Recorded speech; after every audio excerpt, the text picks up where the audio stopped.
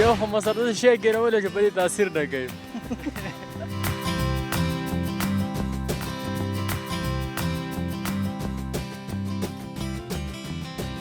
د نیکاس راډیو ټلویزیون درنو لیدونکو لکه څنګه چې تاسې ګورئ موږ د پچیراګام ولسوالۍ د پاس پچیر یعنې هغه تنګي ته رارسېدلي یو.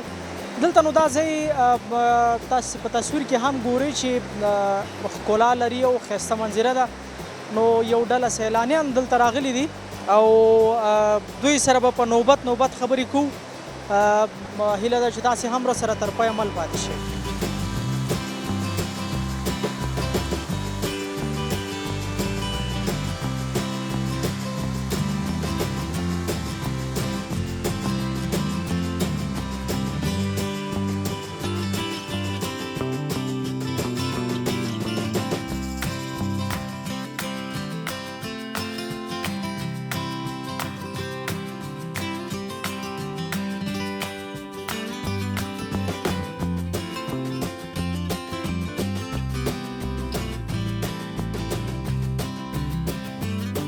لیدونکو بیا هم ستړي مه شئ.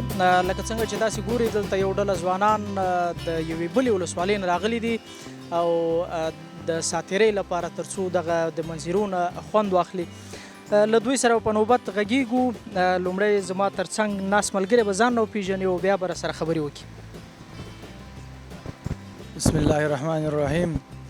زما نوم خان محمد خلیل د چپرهار ولسوالۍ د کنډي باغ اوسېدونکی. دلته څنګه راغلی؟ دلته چکر ته راغلی یو. دا چکر مخکې کله راغلی که نه؟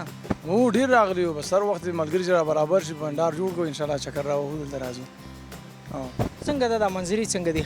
منظرې خو به ډېرې ښایسته دي. اوس خو بس پوره امن دی پکې. بس ښایسته منظرې دي خوندورې. چپریار کې کرونا شته دی؟ یاره شته دی. اوس څه ناڅه شته دی. تاسې دلته دغه ته رانه وړې پچیراګام ته؟ نه انشاءالله زمونږ خو نشته کرونا. خو که هلته وي نو کېدای شي شفاخانو کې دغه کې کلو ولس کې خو نه وي. شفاخانو اغیزه کې ناغیزه کې روغتونونو کې پاتې ده. تاسو نه یې راوړي دلته؟ نه موږ انشاءالله چې نشته دی. سړي مشو هم سره وکړه که نه؟ طبې خو نه یې نیولی داسې؟ نه الحمدلله روغ یم انشاءالله. زما نوم حبیب رحمان د چپلیار ولسوالۍ د کنډي باغ د کلي اوسېدونکی یم. ټول د کنډي باغ نه راغلي؟ څنګه؟ ټول د کنډي باغ نه راغلي؟ او که نه ټول د یو کلي وو. کنډي باغ هم چا ته پرېښی؟ کنډي باغ مشران ته پرېښی که نه. کشران ته نه دې خوا راغلي؟ مشران دې نه په چکر راوتي. څه احساس کې چې دغه ځای ته راغلی مخکې دلته راتلی شوي؟ یاره نه د دې ځای اوازې به هم چې اورېدلې چا به ویلې حالات ډېر خراب دي یو رقم بل رقم. خو دا اوس چې خبر شوې پوستې جوړې شوي دي او امن دی. بس دا ملګري سره راټول شو دې ځای ته په چکر باندې راغلو. انشاءالله اوس چې راغلو بلکل امن دی. هېڅ خبره هم نشته.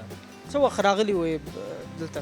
یاره سهار راغلي وو. اوسه پورې همدلته ناست یو کرار. دې ځای کې هم کرارې ډډه وال. بلکل چای او ترموزونه به دا سیستم هم ځان سره تیار راوړی دی او پراته یو ورته که شپه هم راشي هم څه خبر نشته.